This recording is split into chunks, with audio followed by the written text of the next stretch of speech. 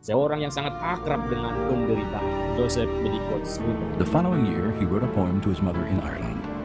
His words described this extraordinary friendship that had given him purpose and hope in the face of devastating pain.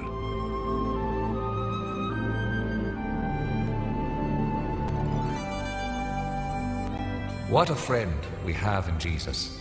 All our sins and griefs to bear. What a privilege to carry everything to God in prayer. Ini adalah sikap bahwa apapun yang terjadi tidak akan menyurutkan kita untuk percaya kepada Tuhan. Salam jumpa Bapak Ibu Saudara-saudari. Hari ini kita tiba di akhir pekan, hari Sabtu 27 Agustus 2022. Kita hidup dalam genggaman tangan kasih Tuhan. Kita akan mendengarkan firman Tuhan, maka marilah kita mempersiapkan hati dan pikiran kita. Kasih karunia dan damai sejahtera dari Allah Bapa dan dari anaknya Tuhan Yesus Kristus menyertaimu sekalian. Amin.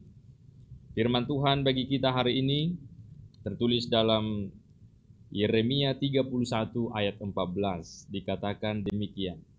Aku akan memuaskan jiwa para imam dengan kelimpahan, dan umatku akan menjadi kenyang dengan kebajikanku. Demikianlah firman Tuhan. Saudara-saudari, Tuhan memulihkan umatnya. Itulah yang hendak dikatakan nats ini. Tuhan berfirman bahwa setelah umat pulang dari pembuangan Babel ke Israel, mereka dan para imam akan berkelimpahan makanan, berkelimpahan harta benda, bahkan mengalami kemakmuran. Semua itu adalah karena kebajikan Tuhan semata. Saudara-saudari, Yesus kawan yang sejati. Demikian judul dari Kidung Jemaat nomor 453.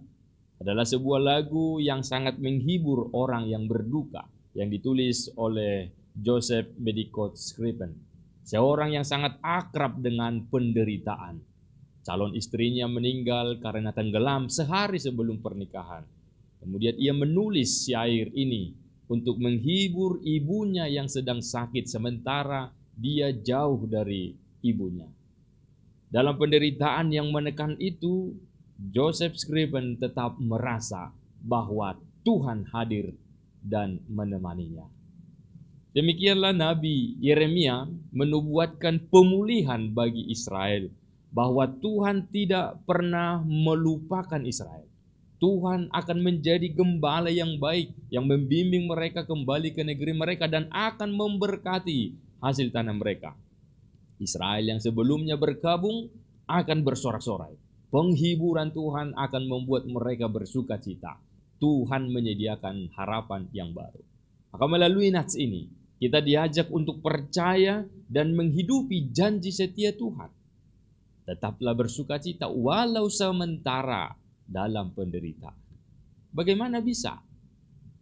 Paulus menuliskan, bersukacitalah senantiasa di dalam Tuhan, dalam Filipi 4 ayat 4. Ini adalah sikap bahwa apapun yang terjadi tidak akan menyurutkan kita untuk percaya kepada Tuhan. Keselamatan dari Yesus Kristus adalah pemulihan yang nyata bagi orang yang percaya. Dosa kita telah diampuninya. Tuhan menyediakan sukacita kehidupan yang kekal. Bahkan ibadah juga dipulihkan sebagaimana dikatakan dalam ayat 14 ini. Imam kembali berfungsi sebagai pemimpin ibadah dan pengajar Taurat. Maka saudara-saudari sadarilah, hidup kita dipulihkan Tuhan karena kita berharga di matanya. Maka hendaklah kita selalu mengandalkan Tuhan dalam setiap harinya. Amin. Terpujilah Tuhan yang senantiasa hadir menolong kami dan memberikan pemulihan atas segala hal yang terjadi dalam hidup kami, sehingga kami boleh bangkit kembali melanjutkan yang baik sesuai dengan kehendak Tuhan. Kami bersyukur atas penyertaan-Mu di akhir pekan ini. Tuhan selalu menjaga roh, tubuh, dan jiwa kami untuk senantiasa tunduk dan hormat kepadamu.